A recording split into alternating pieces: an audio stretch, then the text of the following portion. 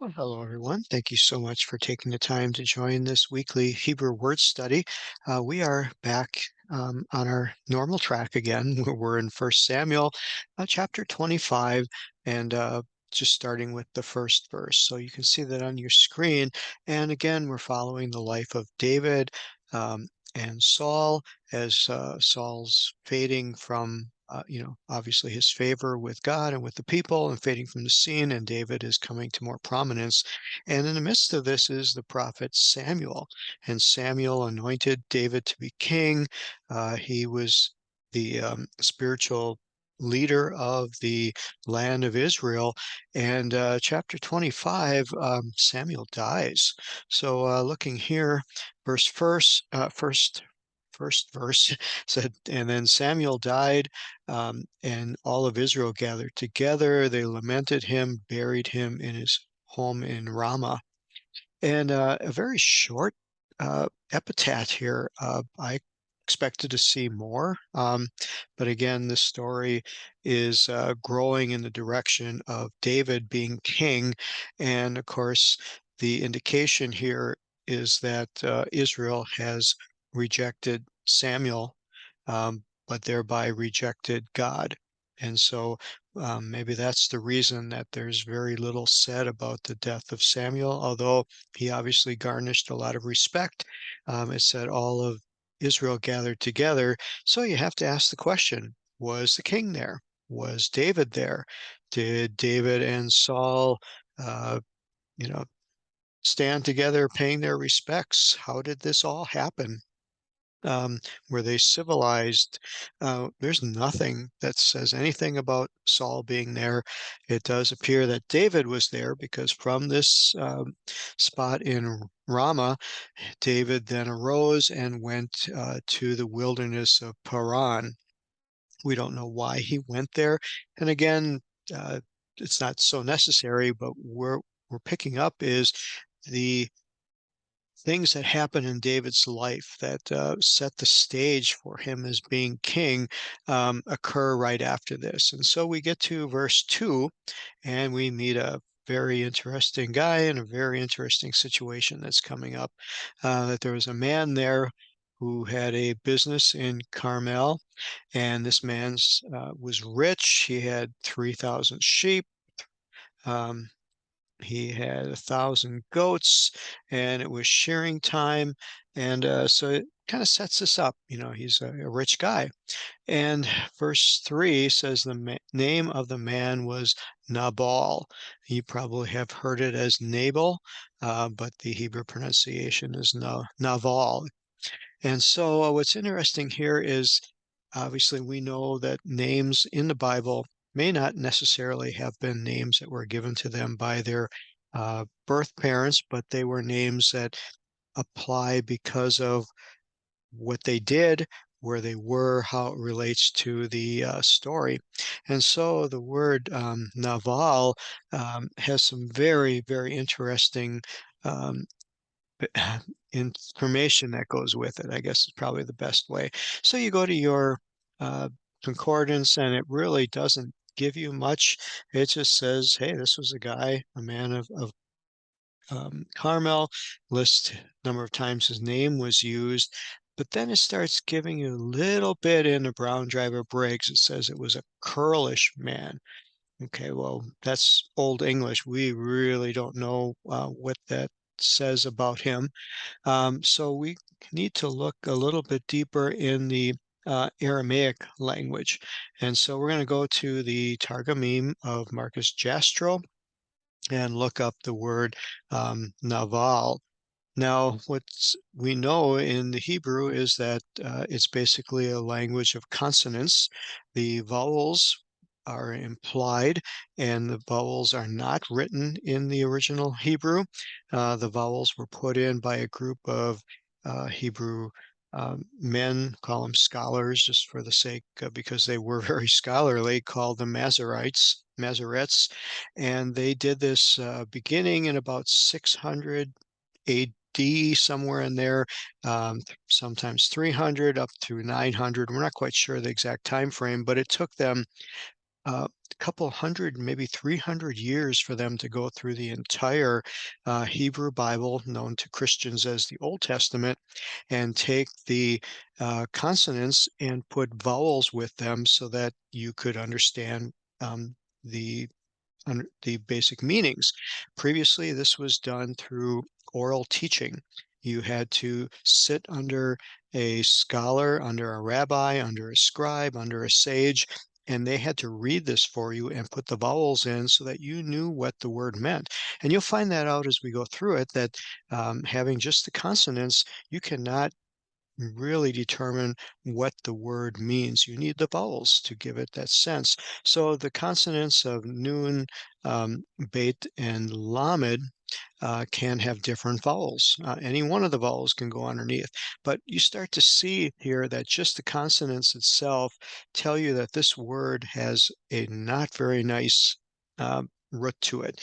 And here with the vowels of the comets and the sere, or the A and the E sound, it means to fade, to shrivel, to decay, put it in a PL form of increasing the intensity, causing to fade, to ruin, to disgrace, and just epithet after, or entry after entry of this word in a very negative way, to be soiled. Here it lists his name here, but basically it's just something that's hollow. It's something that doesn't have any substance in it, which is where we get the word. Many translations will take this word of Nabal and cause it to be vanity, empty-headed, a fool, someone who's worthless. Now, obviously, it's very doubtful that Naval's mom and dad picked this name for their kid unless they really wanted to set him in a bad direction. More likely, this name was given to him after the fact, just to prove the point and to emphasize his character. But what's interesting here is looking at all of the possibilities of where this name is attached to. Start to tell you that this word can mean some pretty horrible things. It can mean to treat him like excrement or like manure. It could have even had that connotation of a vulgar name, a four-letter swear word, as we have in English, to describe excrement, a human excrement.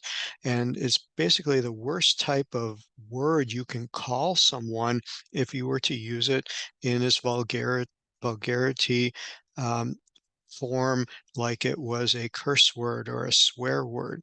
And this is very interesting because in the New Testament, when we're reading in the book of Matthew, chapter 5, and in the King James, it's verse 22, but in a Hebrew form, or Hebrew, I'll say, rendering of Matthew, it's verse 26. And the verse you may have heard, it says that you shouldn't call your brother a fool, and those who do are relegated to the fires of hell, or Gehenna, as it's said here. And it seems really harsh just to call somebody a fool. To us in English today in 21st century. The word fool doesn't have all that horrible of a meaning behind it. And so, why is the punishment, um, as Jesus said, so horrible for referring to your brother in such a way?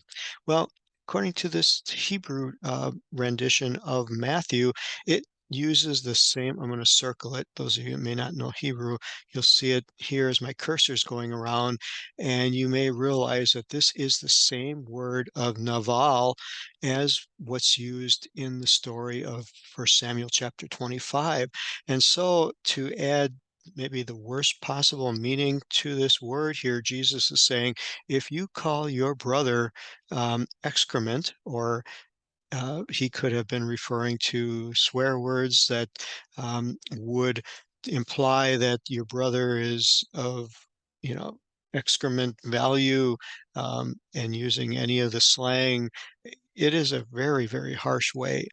So Jesus is saying here, and this gives more understanding to why the punishment of the fires of Gehenna were applied to the as a punishment because you are calling your brother the lowest form of that's possible, comparing God's creation, comparing someone created in God's image to the filth, the excrement of that falls upon the earth. And I found it very interesting to see that uh, comparison here. And so that's the Naval. Now, in contrast to that, he had a wife named Abigail. And of course, we pronounce it Abigail, but in Hebrew it's Avigal, Avigalil. And it means in its Hebrew study that my father is joy. And of course, everything about this lady is polar opposite to what her husband was. I don't know who the matchmaker was for this or how these two got together. But if opposites attract, this is a classic example of it because she was, as written here, Tovat, she's good. She's Shechel, which is of understanding.